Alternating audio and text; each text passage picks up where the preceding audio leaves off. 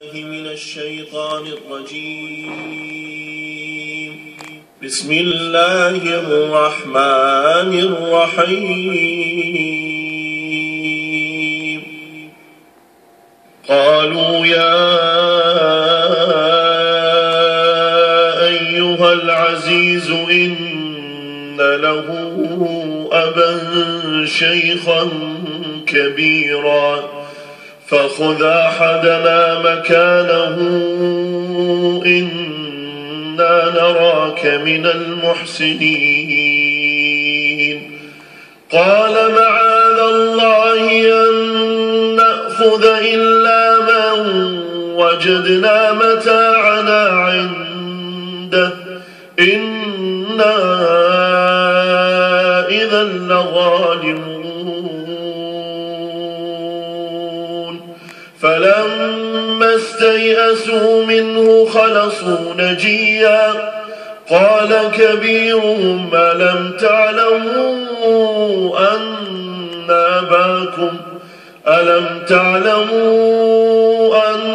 أباكم قد أخذ عليكم موثقا من الله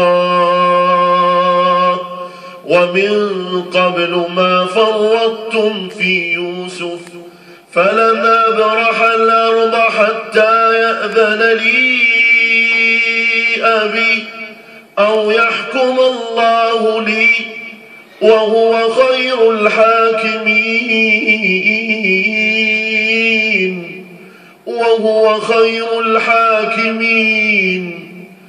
ارجعوا إلى أبيكم فقولوا يا أبانا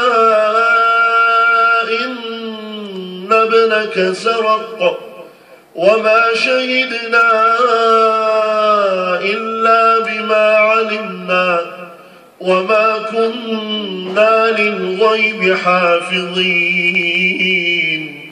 واسأل القرية التي كنا فيها والعير التي أقبلنا فيها وإنا لصادقون.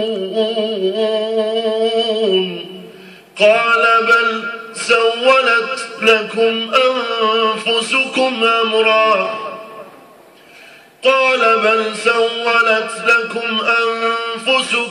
أمرا فصبر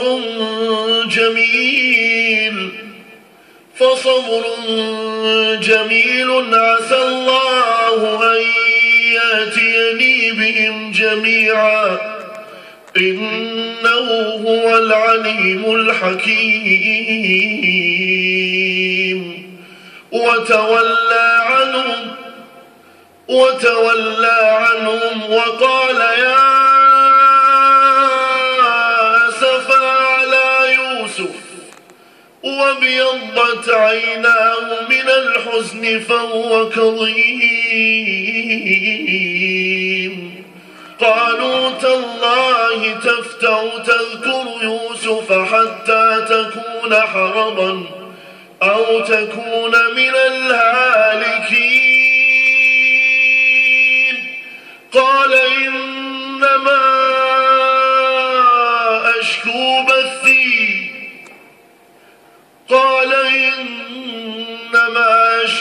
بثي وحزني إلى الله وأعلم من الله ما لا تعلمون. يا بني اذهبوا فتحسسوا من يوسف وأخيه ولا تيأسوا من روح الله إنه لا ييأس من روح الله إلا القوم الكافرون. يا بني يذهبوا فتحسسوا من يوسف وأخيه ولا تيأسوا من روح الله إنه لا ييأس ييأس من روح الله إلا القوم الكافرون. فلما دخلوا عليه قالوا يا أيها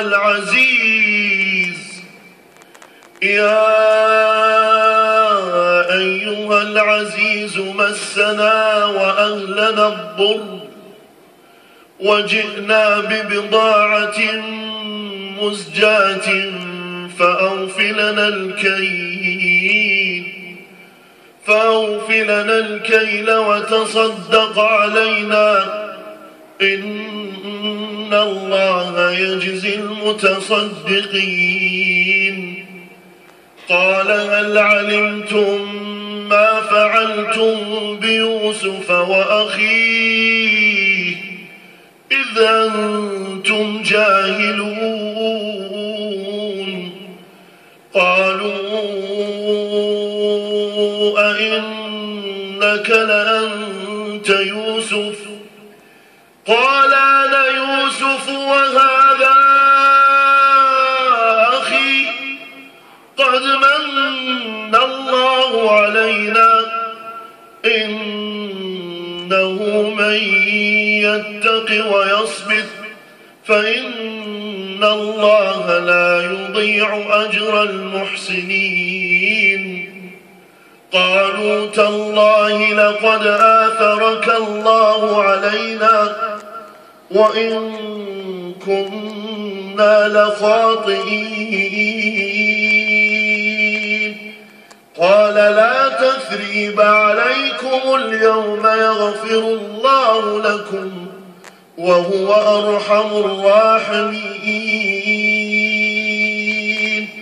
اذهبوا بقميصي هذا فألقوه على وجه أبي يأت بصيرا وأتوني بأهلكم أجمعين. ولما فصلت العير